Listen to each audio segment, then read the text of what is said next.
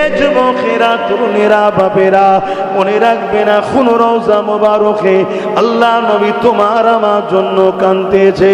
আল্লাহ পাক যেদিন কিয়ামতের দিন ঘোষণা করে দেবে, ওই দিনে আল্লাহ পাক হযরত জিবরাইল সাল্লামকে দুনিয়া জমিনে পাঠাবে। বিচারের দিন যেদিন ঘোষণা করবে, তার আগে আল্লাহ জিবরাইল সাল্লামকে জমিনে পাঠাবে।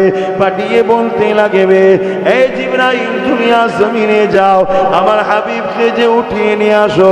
আজকে দিনে আমি বিচারের দিন করব, আমি আমার হাবিবের মাথাতে শাফাআতের তাজ পরিয়ে দেব।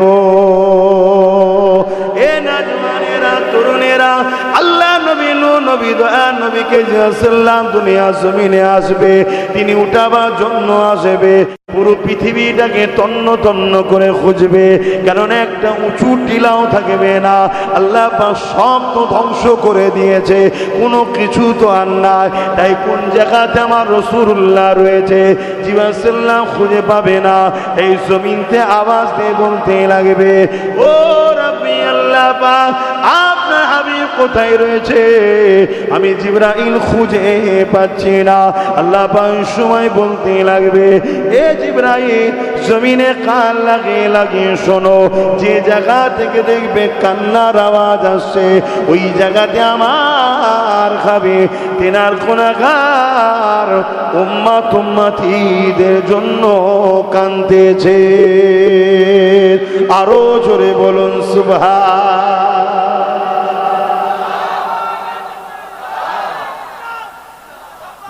ইয়া রাসূলুল্লাহ, মনে রাখবে নিঃশ্বাসের কোনো বিশ্বাস নাই। আজ আছি কাল চলে যেতে হবে। কি মুখ দেখাবেন কবরের জমিনে? এমনি তো কবর প্রতিদিন বলতে লেগেছে, মানুষ জাতিকে আওয়াজ দিয়ে বলতে লেগেছে, কান নাই তো শুনবো কি করে? কবর দৈনিক ঘোষণা দিতে লেগেছে, ওরে আল্লাহর বান্দা বান্দি রে, জমিনের উপরে বড় অহংকারের সঙ্গে করছি, জমিনের উপরে বড় তাকাব্বুরের সঙ্গে করছে, জমিনের উপরে আল্লাহ রসুলকে ভুলে করছে, জমিনের উপরে পাপাচার করে বেড়াচ্ছে, জমিনের উপরে ইসলাম বিদ্বেষীদের সঙ্গে করে বেড়াচ্ছে। মনে রাখবি, তুই যত বড় পানুয়ানোস না কেন, আমার বুকের মধ্যে তোকে আসতে হবে। এই কবর কিন্তু একা থাকার জায়গা, এই কবর কিন্তু পোকামাকড়ের জায়গা, এই কবর কিন্তু অন্ধকার জায়গা। এই কবরের জমিনে তোকে আসতে হবে। মনে রেখে দিবি, এই কবরের জমিনে কেউ তোর সাথে আসবে না। এই কবরের জমিনে আসার আগে তৈরি হয়ে আয়। এই কবরের জমিনে আসার আগে তুই যদি দুনিয়ায় দাদাগিরি দিয়ে মানুষের উপরে জুলুম করে আসে, এই কবরে আসার আগে ইসলাম বিরোধী কর্মকাণ্ড করে, আল্লাহ ও রসুলের বিরোধী কর্মকাণ্ড করে, ইসলামের বিদ্বেষী কর্মকাণ্ড করে, জমিনের উপরে গরীব এতিম অসহায় মানুষদেরকে আত্মসাৎ করে জুলুম করে এই কবরের জমিনে যখন আসবে, তখন মনে রাখবি দুদিকের মাটি এমন ভাবে চেপে চেপে রাসূলুল্লাহ দেখিয়েছে, যেমন দুটো আগুল ঢুকে গেল, এই দিকের পাঁজর এদিকের পাঁজর, এইভাবে তোমাকে চেপে চূর্ণ বিচূর্ণ করে দেওয়া হবে। কিন্তু মনে রাখবে, ওখানে শুধু কষ্ট হবে, মরণ হবে না। দুনিয়ায় কষ্টর পরে মরণ আছে, ওখানে কষ্টর পরে কিন্তু মরণ নাই। আমরা না দুনিয়া পেলাম না আখিরাত পাচ্ছি, এখনো সময় আছে, পরিবর্তন হওয়ার। তওবা করেন, আল্লাহর কাছে ক্ষমা চান, নবীকে ভালোবাসেন। যে নবী আমার সারা জীবনটা আমার আপনার জন্য কেঁদেছে, আজ রওজা মুবারকে কাঁদতেছেন, সেই নবী পাকের কথা স্মরণ করেন। লাখ কোটি উম্মত রাসূলুল্লাহকে স্মরণ কজন করে।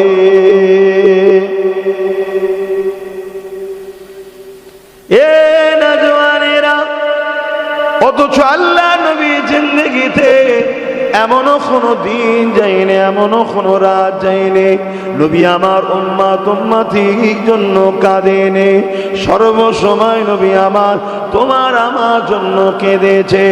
আজকের দিনে এখনো রওজা মুবারকে আল্লাহ নবী তোমার আমার জন্য কাঁদতেছে।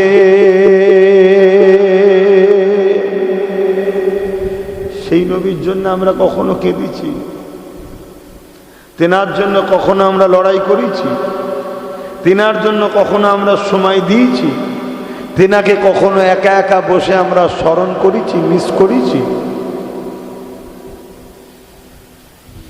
কিতাবের মধ্যে আছে আল্লাহ নবী একদিন কাবা শরীফ তওয়াফ করতে লেগেছে। এই কাবা শরীফ তওয়াফ করতে করতে নবী আমার কাবা শরীফের সামনে সিজদায় পড়ে কি কাঁদতে লেগেছেন। এ নওজওয়ানেরা, আল্লাহ বাজিবা সাল্লামকে পাঠিয়ে দিলেন, এ জিবরাইল দুনিয়া জমিনে যান, আমার হাবিব কেন কাঁদে জিজ্ঞাসা করুন। হযরতে জিবরাইল আলাইহিস সালাম দুনিয়া জমিনে চলে আসলেন, আমার রাসূলুল্লাহ কেন কাঁদে সালাম দিয়ে জিজ্ঞাসা করতে লাগলেন। আল্লাহ নবী বলতে লাগলেন, এ জিবরাইল, আমি রাসূলুল্লাহ কেন কাঁদি এটা আল্লাহ জানে, তবে তোমাকে যখন জানাতে চেয়েছে এ জিবরাইল শুনে রেখে দাও। আল্লাহ নবী নবী দয়া নবী হযরত জিবরাইল আলাইহিস সালামকে বলতে লাগলেন, এ জিবরাইল, আমি রাসূলুল্লাহ যখনই কেঁদেছি এ কান্নার পিছনে কারণ হলো আমার উম্মত উম্মতি।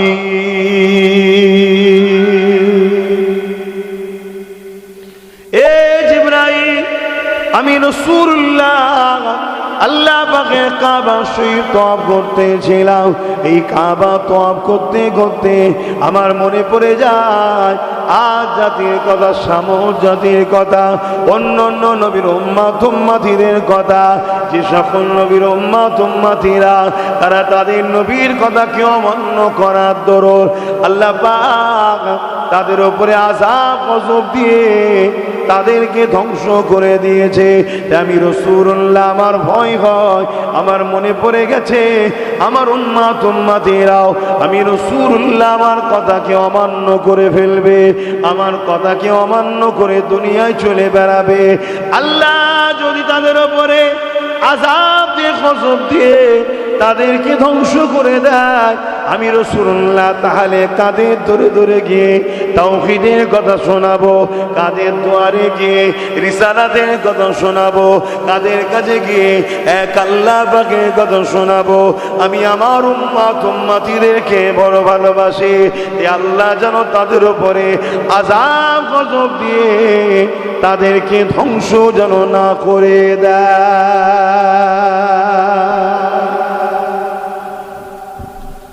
এত অন্যায়, এত ভুল, এত খারাপ কাজ আমরা করে বেড়াচ্ছি,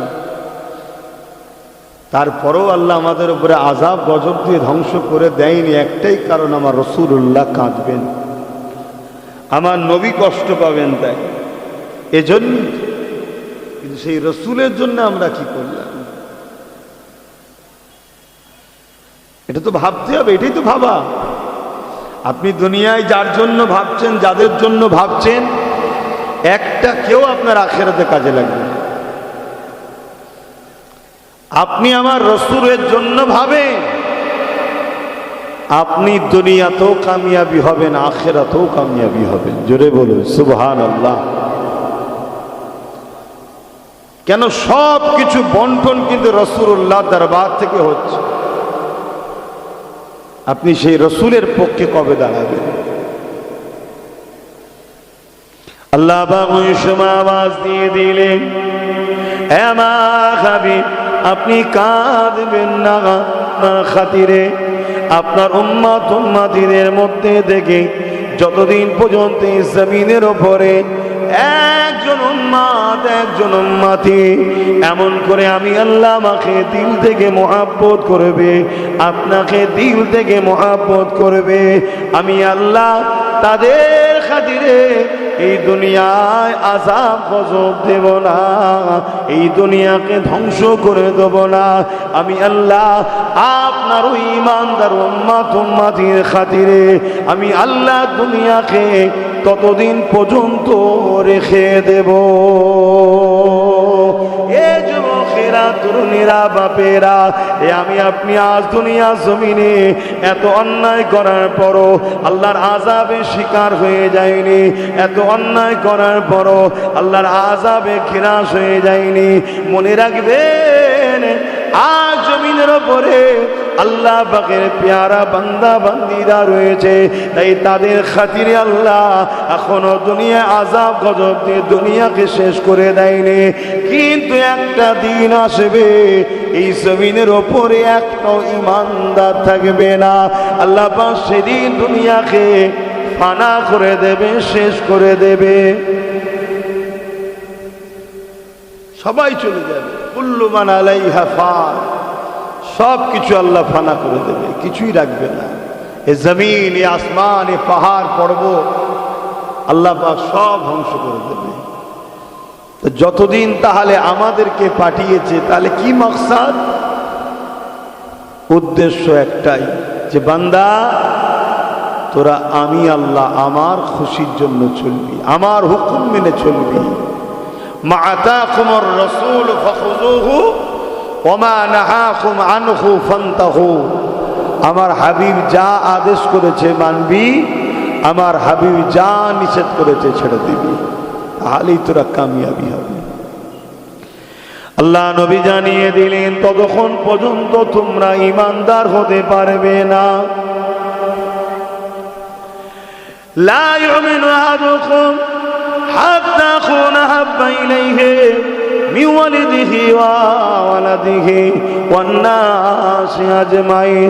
ততক্ষণ পর্যন্ত তোমরা ঈমানদার হতে পারবে না যতক্ষণ পর্যন্ত তোমরা তোমাদের ধন দৌলত, টাকা পয়সা, জমি বাড়ি গাড়ি, যেমনকি পরিবার, সন্তান, বাপ মা, ছেলে বলে, এমনকি নিজের জানের থেকেও আমি রাসূলুল্লাহকে বেশি না মহব্বত করবে।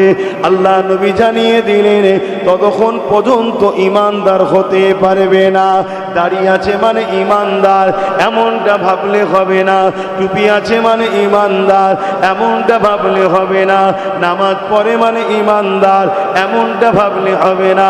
হজ করেছে মানে ঈমানদার, এমনটা ভাবলে হবে না।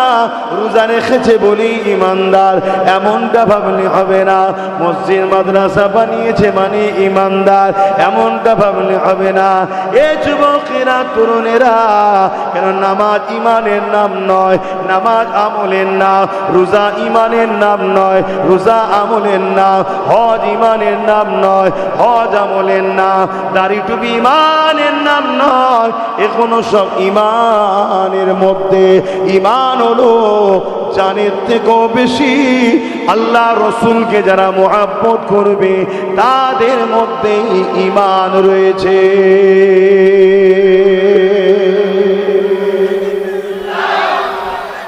আল্লাহ, তাহলে আপনি আপনার দিলকে প্রশ্ন করুন, আপনি নিজেকে প্রশ্ন করুন যে আপনি কি সত্যি সবকিছুর থেকে রসুলকে বেশি ভালোবাসেন? আপনি প্রশ্ন করুন। আপনি সব জায়গায় যে ভিড় করে বসতে পারেন আর আপনার নবীর আলোচনার মাহফিলে আপনি গরম হচ্ছে বলে ফাঁকায় ফাঁকায় বসে আছেন, এটাও কি মহব্বতের লক্ষণ? নিজেকে প্রশ্ন করুন না। আমাদের তো কাজ ধরিয়ে দিয়ে, রে বাপ, আপনার কবরে আমি জবাব দেবো না, আমার কবরে আপনিও দেবেন না।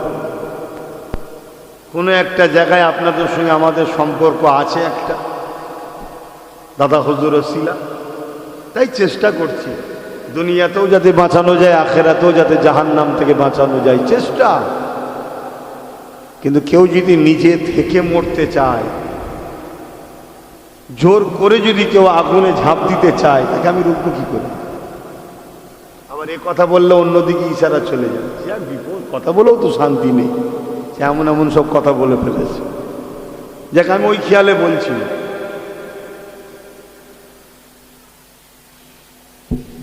আবেরা নওজওয়ানেরা মনে রাখবেন, শরিয়াত কোনো পীর জাদার নয়, শরিয়াত কোনো মুফতি মাওলানার নয়, শরিয়াত আব্বাস সিদ্দিকীর আব্বা জানের দাদু জানেরও নয়। শরিয়াতটা হলো নবী মুহাম্মদ রাসূলুল্লাহ। এখানে কোনো কম্প্রোমাইজ চলবে না। বাপ মার আগে হলো আল্লাহ ও রাসূল, স্বামী স্ত্রীর আগে হলো আল্লাহ ও রাসূল, সন্তানদেরও আগে হলো আল্লাহ ও রাসূল, জমি জায়গার আগেও হলো আল্লাহ ও রাসূল। এটাই তো আল্লাহ পরীক্ষা নিবার জন্য এই দুনিয়া জমিনে আমাকে আপনাকে পাঠিয়েছে। দেখা যাবে এমন একটা বাইনা আপনার ছেলে করে বসেছে, যে বাইনাটা পূরণ করলে আল্লাহ রসুলের বিরোধী কাজ হয়ে যাবে। এই জায়গায় বাপের পরীক্ষা হচ্ছে, এই জায়গায় মায়ের পরীক্ষা হচ্ছে। মা সন্তানের, বাপ সন্তানের বাইনা পূরণ করতে গিয়ে আল্লাহ রসুলের বিরোধী কাজ করে কিনা, না বাইনা পূরণ না করে আল্লাহ রসুলের পক্ষে দাঁড়ায়, এটাই তো আল্লাহ পাকের পরীক্ষা।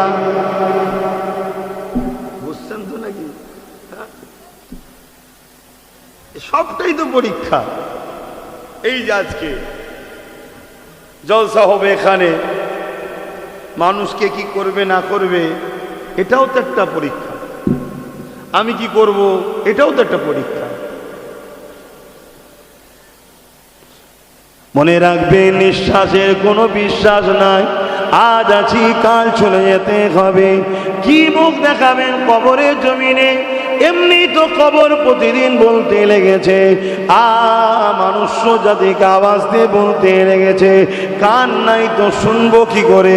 কবর দৈনিক ঘোষণা দিতে লেগেছে, ওরে আল্লাহর বান্দা বান্দি রে, জমিনের ওপরে বড় অহংকারের সঙ্গে করছি, জমিনের ওপরে বড় তাকাব্বুরের সঙ্গে করছে, জমিনের ওপরে আল্লাহ রসুলকে ভুলে করছে, জমিনের ওপরে পাপাচার করে বেড়াচ্ছে, জমিনের ওপরে ইসলাম বিদ্বেষীদের সঙ্গে করে বেড়াচ্ছে। মনে রাখবি, তুই যত বড় মানুষ না কেন, আমার বুকের মধ্যে তোকে আসতে হবে। এই কবর কিন্তু একা থাকার জায়গা, এই কবর কিন্তু পোকামাকড়ের জায়গা, এই কবর কিন্তু অন্ধকার জায়গা। এই কবরের জমিনে তোকে আসতে হবে। মনে রেখে দিবি, এই কবরের জমিনে কেউ তোর সাথে আসবে না। এই কবরের জমিনে আসার আগে তৈরি হয়ে আয়। এই কবরের জমিনে আসার আগে তুই যদি দুনিয়ায় দাদাগিরি দিয়ে মানুষের উপরে জুলুম করে আসে, এই কবরে আসার আগে ইসলাম বিরোধী কর্মকাণ্ড করে, আল্লাহ ও রসুলের বিরোধী কর্মকাণ্ড করে, ইসলামের বিদ্বেষী কর্মকাণ্ড করে, জমিনের উপরে গরিব এতিম অসহায় মানুষদেরকে আত্মসাৎ করে জুলুম করে এই কবরের জমিনে যখন আসবে, তখন মনে রাখবি দুদিকের মাটি এমন ভাবে চেপে চেপে রাসূলুল্লাহ দেখিয়েছে, যেমন দুটো আঙুল ঢুকে গেল, এই দিকের পাঁজর এদিকের পাঁজর, এইভাবে তোমাকে চেপে চূর্ণ বিচূর্ণ করে দেওয়া হবে।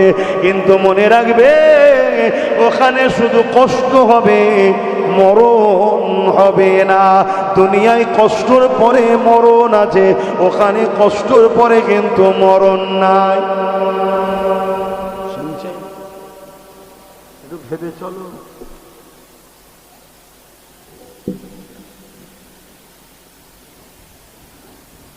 যারা আখিরাত বিশ্বাস করো, কমসে কম তারা তো কথাকে গুরুত্ব দাও, একটু ভেবে চিন্তে কাজ করো। আল্লাহ নবী জমিনের ওপর থেকে জুলুমকে খতম করেছে। আজকে মুসলমান ঘরের ছেলেরা জুলুমের সঙ্গে কাঁধে কাঁধ মিলাচ্ছে। আল্লাহ নবী জমিনের ওপর থেকে রেপকে বন্ধ করেছে। মুসলমান ঘরের ছেলেরা রেপিস্টদের সঙ্গে দল করছে।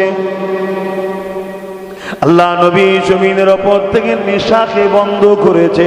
মুসলমান ঘরের ছেলেরা নেশাখোরদের সঙ্গে দল করতে করতে এখন অনেক মুসলমান ঘরের ছেলেরাও নিজেরাও নেশায় ঢুকে গেছে। সহবত, খারাপ সহবতে বসে। আমার সঙ্গে তুমি যদি দরবারে বসো, ধরো না জোহর বেলায় গিয়ে বসলে দুটোর সময়, আসরে যেই অক্ত হবে, আমি কি বলবো? এই যাও উজু করে, আবার নামাজ পড়ে বসলে মাগরিবের সময় কি বলবো? যা উজু করাই, ঠিক তো নাকি?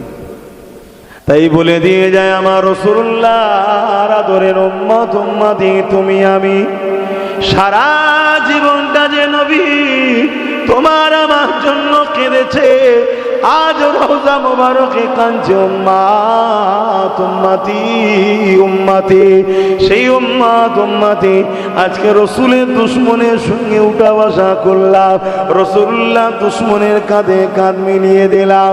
তারা আজকে বড় প্ল্যান করে তোমাকে আমাকে নানান দিক দিয়ে ধ্বংস করতে করতে করতে, যে জিনিসের সঙ্গে গায়রুল্লাহ শরীক করা হয় এই রকম খাদ্য তোমাকে আমাকে এখন খাওয়ানো চলছে। এ যুবকেরা, তরুণেরা, বাপেরা, মনে রাখবে না কোন রওজা মোবারকে আল্লাহ নবী তোমার আমার জন্য কাঁদতেছে। আল্লাহ পাক যেদিন কিয়ামতের দিন ঘোষণা করে দেবে, ওই দিনে আল্লাহ পাক হযরত জিবরাইল সাল্লামকে দুনিয়া জমিনে পাঠাবে। বিচারের দিন যেদিন ঘোষণা করবে, তার আগে আল্লাহ জিবরাইল সাল্লামকে জমিনে পাঠাবে। পাঠিয়ে বলতে লাগবে, এই জিবরাইল দুনিয়া জমিনে যাও, আমার হাবিবকে যে উঠিয়ে নিয়ে আসো। আজকে দিনে আমি বিচারের দিন করব, আমি আমার হাবিবের মাথাতে শাফাআতের তাজ পরিয়ে দেব। এ নওজওয়ানেরা, তরুণেরা, আল্লাহ নবী নবী দয়ার নবীকে সাল্লাম দুনিয়া জমিনে আসবে, তিনি উঠাবার জন্য আসবে। পুরো পৃথিবীটাকে তন্ন তন্ন করে খুঁজবে, কারণ একটা উঁচু টিলাও থাকবে না। আল্লাহ পাক সব তো ধ্বংস করে দিয়েছে, কোনো কিছু তো আর নাই। তাই কোন জায়গাতে আমার রাসূলুল্লাহ রয়েছে জিবরাইল সাল্লাম খুঁজে পাবে না। এই জমিনতে আওয়াজ দিয়ে বলতে লাগবে, ও রাব্বি আল্লাহ পাক, আপনার হাবিব কোথায় রয়েছে? আমি জিবরাইল খুঁজে পাচ্ছি না। আল্লাহ পাক সময় বলতে লাগবে, এ জিবরাইল জমিনে কান লাগিয়ে লাগিয়ে শোনো, যে জায়গা থেকে দেখবে কান্নার আওয়াজ আসছে ওই জায়গাতে আমার হাবিব তেনার গুনাহগার উম্মত উম্মতিদের জন্য কাঁদতেছে। আরো জোরে বলুন সুবহান।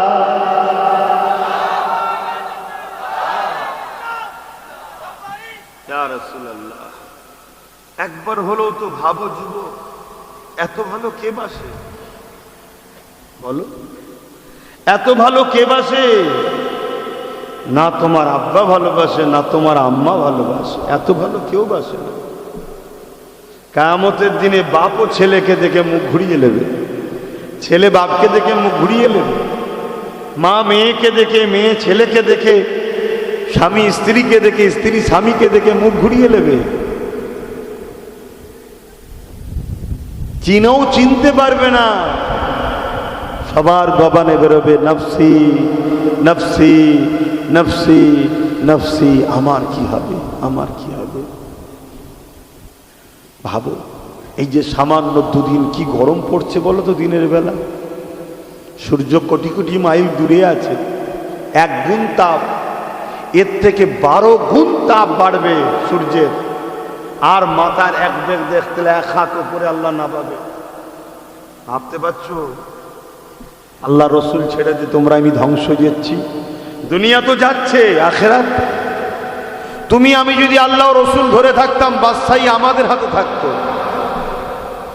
দুনিয়া আখেরাতের কল্যাণ আল্লাহ রসুলের কদমে রয়েছে, অন্য জায়গায় নাই। নবীর নকশা কদমে আছে, কথা বুঝে আসছে। কিন্তু আজ বড় প্ল্যান করে দুনিয়া তোমাকে আমাকে শেষ করছে। কেমন করে দেখো, তোমাকে আমাকে গায়রুল্লাহর সঙ্গে তোমাকে আমাকে যোগ করছে। দেখো কেমন পরিকল্পনা হচ্ছে। আমি আসলে মানুষকে আল্লাহ জড়ো করাই, এবার আমার কাজ হলো আল্লাহ রসুলের পক্ষে বল। কে নেবে না নেবে সব নিজের নিজের ব্যাপার, সব জবাব আল্লাহ নেবে।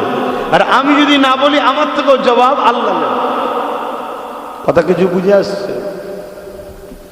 তাই বাপেদের, মায়েদের, বোনেদের বলে দিয়ে যান, এ দুনিয়া বড় ফিতনা জায়গা, এই দুনিয়াতে বড় চাল চলছে। তোমাকে আমাকে আল্লাহ রসুল থেকে সরাবা। এ নওজওয়ান মনে রেখে দিও, যে নবী সারা জীবন তোমার আমার জন্য কেঁদেছে, সারা জীবন যে নবী আমার কষ্ট করেছে যাতে করে তুমি আমি জান্নাতি হতে পারি, যে নবী আমার এই জমিনের ওপর থেকে নেশামুক্ত জমিন করার জন্য আল্লাহ নবীকে মার পর্যন্ত খেতে হয়েছে। আজ উম্মতে মুহাম্মাদি হয়ে যারা সমাজের বুকে নেশাকে প্রমোট করছে, তাদের ঝান্ডাকে ধরে তুমি আমি ঘুরে বেড়াচ্ছে, তুমি আমি স্লোগান দিচ্ছে। ওই স্লোগানের মধ্যে এমনও স্লোগান আছে যে স্লোগানটা দেওয়ার সাথে সাথে এ উম্মতে মুহাম্মাদি তুমি শিরক করে ফেলছো। শিরক সব থেকে বড় জুলুম, যাকে আল্লাহ কখনো মাফ করবে না। এমন এমন স্লোগান তোমার আমার মধ্যে রয়ে যাচ্ছে। এই বলে দিয়ে যায়, দুনিয়াদারি করো আখিরাতকে হারিয়ে নয়, দুনিয়াদারি করো জাহান্নামকে খরিদ করে নয়। দুনিয়ায় কারবার, ব্যবসা বাণিজ্য, সংসার, রাজনীতি, সমাজনীতি সবটাই করতে হবে, আল্লাহ রসুলের সঙ্গে দুশ্মনী করে নয়। তাই মনে রাখতে হবে যে আল্লাহ তোমাকে আমাকে জবানে কথা দিল, যদি আল্লাহ হাবা করতো, যদি আল্লাহ বুবা বানাতো, তাহলে তোমার আমার কথা তো কেউ বুঝতে পারতো না। তোমাকে আমাকে বাপ মাও একদিন টন্টিটকিরি মারতো, বাপ মাও তোমার আমার ওপরে বিরক্ত হয়ে যেত। আল্লাহ পাক তা না করে তোমাকে আমাকে জবানে কথা দিয়েছে, আর তুমি আমি এমন এমন দলের ঝান্ডা ধরে ঘুরে বেড়াচ্ছি যেসব দলের স্লোগানের মধ্যে কুফরি রয়েছে, শিরকি রয়েছে। ওই শিরকি কুফরি স্লোগান দিলে তোমার আমার ইমানটা চলে যাচ্ছে, কেননা ওদের চক্র তো এটা। কিন্তু স্লোগানটা দিয়াচ্ছে দলীয় নামে, দলীয় নামে, কিন্তু উদ্দেশ্য হলো তোমাকে আমাকে আল্লাহ রসুল থেকে সরাবে। শুনছেন কেন কথা কোনো বুঝাচ্ছে? এখন সব স্লোগান দিচ্ছে তো সব ভাইয়েরা, এখন আবার টাইম এসে গেছে, প্রচুর জোর চিল্লাচ্ছে। কি চিল্লাচ্ছে না চিল্লাচ্ছে? আদেও মানে বোঝে না, কি বলতে চাইছে সেটাও জানে না, স্লোগান দিয়ে বেড়াচ্ছে। একটু বুঝে বুঝে কাজ করুন। যদি বুঝার হয়নি, আর যদি কপালে হিদায়েত না থাকে, আমি কি করতে পারি? আমার দায়িত্ব। বাবারা, অত সহজ নয় আল্লাহ পাকে জান্নাতকে পাওয়া।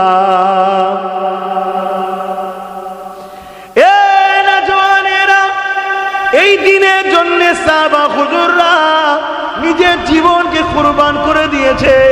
আর তুমি আমি মনে করছো 5 ওয়াক্ত নামাজ পড়ি জান্নাতে চলে যাব, হজ করে নিয়েছি জান্নাতে চলে যাব, একবার রোজা রেখেছি জান্নাতে চলে যাব, হাজী সাহেবের বেটা হয়েছি জান্নাতে চলে যাব, পীরের বেটা হয়েছি জান্নাতে চলে যাব, মুফতি মাওলানা সাহেব হয়েছি জান্নাতে চলে যাব। এ যুবকেরা, তরুণেরা, মায়েরা, বোনেরা, না না না না, আল্লাহ কোরআনে বলছে তোমরা কি মনে করো আমি বিনা পরীক্ষায় তোমাদেরকে জান্নাত দিয়ে দেবো? না না, আমার এমন একটা বান্দা নেই যাকে আমি পরীক্ষা ছাড়া জান্নাতে যেতে দেবো। আমি আমার নবীদেরকে পরীক্ষা নিয়েছি। সব থেকে বড় বিষয়, যাকে না বানালে কুল কায়নাতকে বানাতাম না, সেই রাসূলুল্লাহকে আমি কত দিক দিয়ে আজমিয়েছি দেখো। কেন? দুনিয়ার জন্য তিনি মডেল, যাতে তোমরা শিক্ষা পেয়ে যাও যে আল্লাহ তার বন্ধুকে কত দিক দিয়ে আজমায়েছে, কত দিক দিয়ে পরীক্ষা নিয়েছে। রাসূলুল্লাহ যদি এত কষ্ট করে, তাহলে আমাকে আপনাকে কি করতে হবে? আল্লাহ নবী যখন দিনের জন্য, মানবতার জন্য, ইনসাফের জন্য, আল্লাহ সৃষ্টির জন্য, জুলুমকে বন্ধ করার জন্য, সমাজকে নেশামুক্ত করার জন্য, আল্লাহ নবী যখন তায়েফের জমিনে গেলে তায়েফের মানুষকে নায়ের দাওয়াত দেবে বলে, ওই সময় তায়েফের মানুষেরা ছোট ছোট যুবকদের ঘরে বাচ্চাদেরকে হুলিয়ে দিল। তারা এমন করে এসে আল্লাহ নবীকে পাথর নিক্ষেপ করতে লেগেছে। এ উম্মতে মুহাম্মাদি, তোমার মধ্যে যদি ঈমান থাকে তাহলে তো তোমার দিলটা কাঁদা দরকার, তোমার অন্তরটা একবার কেঁদে ওঠা দরকার। আর এই মসজিদের জন্য, এই মাদ্রাসার জন্য, এই কবরস্থান, ঈদগাহর জন্য, এই নেশামুক্ত সমাজ গড়ার জন্য, এই জুলুম মুক্ত সমাজ গড়ার জন্য, এই সন্ত্রাসবাদকে মিটিয়ে দিবার জন্য, এই নারীদের অধিকার দিবার জন্য, এক কথা ইসলামের জন্য আল্লাহ নবী কতটা কষ্ট করেছে। তায়েফের জমিনে যখন গিয়েছিল, তায়েফের মানুষেরা আমার রাসূলুল্লাহকে পাথর ছুঁড়ে ছুঁড়ে ছুঁড়ে ছুঁড়ে নিক্ষেপ করেছে। আমার নবী পাকের শরীরে যেখানে পাথর লেগেছে ওখান থেকে দরদর করে রক্ত বেরোতে লেগেছে। ওই রক্তের টুপা গড়িয়ে গড়িয়ে গড়িয়ে গড়িয়ে আল্লাহ নবীর জিহ্বা পিরানখানা ভিজে ভিজে ওটা গড়িয়ে গড়িয়ে পায়ের তলাতে পর্যন্ত জমে গেছে। এত রক্ত ঝরেছে, এত রক্ত বেরিয়েছে। কি জন্যে কি কাজ করেছিল? রাসূলুল্লাহ বলেছিল মানুষ মানুষের উপরে জুলুম করবে না। রাসূলুল্লাহ বলেছিল তাওহীদ রিসালাতের কথা, তাওহীদের কথা, একত্ববাদের কথা। রাসূলুল্লাহ বলেছিল নারীদেরকে জ্যান্ত পুঁতে দিও না। রাসূলুল্লাহ বলেছিল নেশা করো না। রাসূলুল্লাহ বলেছিল গরিবের উপরে জুলুম করো না। রাসূলুল্লাহ বলেছিল ইনসাফের কথা। এ যুবকেরা, তরুণেরা, বাপেরা, তোমার আমার অন্তরে যদি যাররা পরিমাণ ঈমান থাকে, নবীর মুহাব্বত যদি থাকে, তাহলে তোমাকে আমাকে তো ভাবা দরকার আমি কার ঝান্ডা ধরছি, আমি কার দল করছি, আমি কাকে ভোট দিচ্ছি। সে জিতে এসে আমার নবীর দ্বীনের পক্ষে দাঁড়াবে না বিপক্ষে দাঁড়াবে। যদি উপকার করতে নাও পারে, কমসে কম ক্ষতি যেন না করে। এতটুকু তো তোমার আমার ভাবা দরকার আছে না? না, কিন্তু ভাবছে কোথায়? আজকে আমরা নিজেদের ঘরে কোথায় নামিয়েছি বুঝতে পেরেছে? ভাবেন, এটা আমার দায়িত্ব আমার আপনজনদের ঘরে বোঝানো। এ নওজওয়ানেরা, তাই মনে রেখে দিও, আল্লাহর ঘরে সৎ কুরবানি করো না, আল্লাহর ঘরকে বিক্রি করে দিও না, নবীর মাদ্রাসাকে বিক্রি করে দিও না। যে কবরস্থানে তোমার দাদা দাদি রয়েছে ওই কবরস্থান গুলোকে বিক্রি করে দিও না। ঈদগাহ খানকা গুলোকে বিক্রি করে দিও না সামান্য ভিক্ষার জন্যে। আর ধরো তোমাকে আমি 100 কোটি দিলাম, তুমি নিয়ে ঘরে গেলে, 1 সপ্তাহের মধ্যে তুমি মারা গেলে, এই টাকাটা তুমি কি ভোগ করতে পারলে? কিন্তু তোমার টাকায় তোমার ছেলে বলে ভর্তি আনন্দ করবে, আর তুমি কবরে কালা কানার মারে জাহান্নামের গর্তের মধ্যে পড়ে থাকতে হবে। একটু হুঁশ করে কাজ চালাও। আল্লাহ পাক জিহালে রেখেছে, শুকরিয়া আদায় করো। তোমার আমার আব্বা জান ইব্রাহিম আলাইহিস সালাম কত সুন্দর কথা বলেছিল, আমি আমার আল্লাহকে ভালোবাসি। আমার আল্লাহ যদি আমাকে নমরুদের আগুনে ফেলে পরীক্ষা নেয়, ইব্রাহিমের কাছে জান আগে না আল্লাহর ভালোবাসা আগে, ঈমান আগে না জান আগে। ওই সময় ইব্রাহিম নবী প্রমাণ দিয়ে বলেছিল, এই ইব্রাহিম, আল্লাহ যদি একবার নয় 1000 বার জান দেয়, 1000 বার যদি আগুনে পোড়ায়, আমি 1000 বার পুড়ে প্রমাণ করে দেবো আল্লাহ আমার কাছে জান আগে নয়, আল্লাহর ভালোবাসা প্রেম ঈমানটাই আগে। আজকে আমরা কি করছি? পরীক্ষা তো নেবে আল্লাহ। অন্যান্য নবী আলাইহিস সালামদের নিয়েছে, সাহাবাদের নিয়েছে, পীর ওলিয়া আউলিয়াদের নিয়েছে। সাহাবা হুজুরদেরকে কত পরীক্ষা লিয়া। হযরতে খুবাইব রাদিয়াল্লাহু তাআলা আন, তিনি একদল সাহাবাদেরকে নিয়ে দ্বীনের মেসেজ দিচ্ছিলেন। এমন সময় তৎকালীন জালিম শাসকের সৈন্যরা এসে সাহাবা হুজুরদেরকে বন্দী করে তুলে নিয়ে গেছে। যেমন আবু জেহেলকে আল্লাহ বার দিয়েছিল হযরতে বেলাল হুজুরের ঈমানের পরীক্ষার জন্য। জানেন তো নাকি? এ নওজওয়ানেরা, হযরতে বেলাল হুজুরের পায়ে দড়ি বেঁধে, কোমরে বেল বেঁধে, রশি বেঁধে, শিকল বেঁধে, আর কলাতে বেল রশি বেঁধে নিয়ে গিয়ে হযরতে বেলাল হুজুরকে টেনে টেনে টেনে টেনে বাজারে নিয়ে গেছে। নিয়ে গিয়ে লোকের সমাজে মারতে লেগেছে, আর বলতে লেগেছে, বেলাল এখনো সময় আছে, তুই মুহাম্মদ রাসূলুল্লাহকে ছেড়ে দে, আল্লাহকে ছেড়ে দে, নাই সত্য ইসলামকে ছেড়ে দে। এ বেলাল এখনো সময় রয়েছে, বেলাল বেলাল তোর এখনো টাইম রয়েছে। হযরতে বেলাল একই কথা বলতে লেগেছে। আমি দুনিয়ায় জান পর্যন্ত দিতে রাজি আছে, কিন্তু আল্লাহ রসুলকে ছাড়তে রাজি নয়।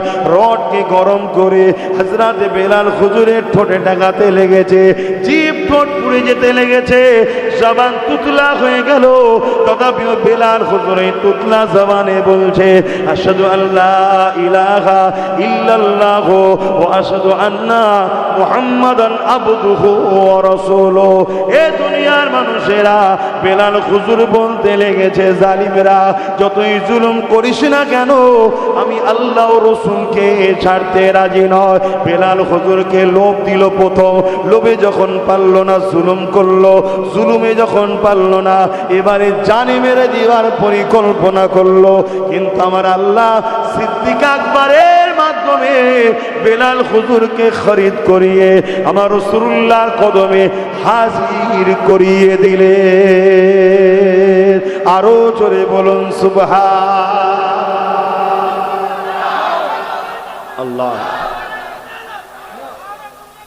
জিন্দাবাদ ইয়া নবী সালাম।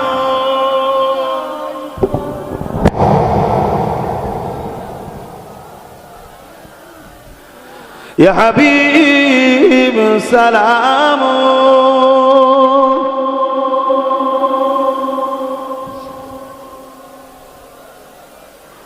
পড়িল আল্লাহ আরো বাণী, পোহালো দুঃখে রজনী, হইল জগৎ অনুরানী, আমিনার নয়নের মনি। ইয়া নবী সালাম, ইয়া রাসূল সালাম, ইয়া হাবিব।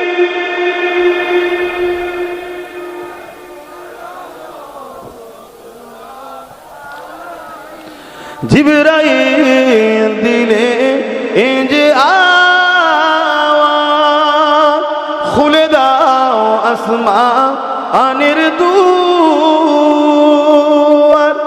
এসেছে নবী ঈদের সরদার, করিতে আল্লাহ আরো দিদার। ইয়া নবী সালাম, ইয়া রাসূল সালাম।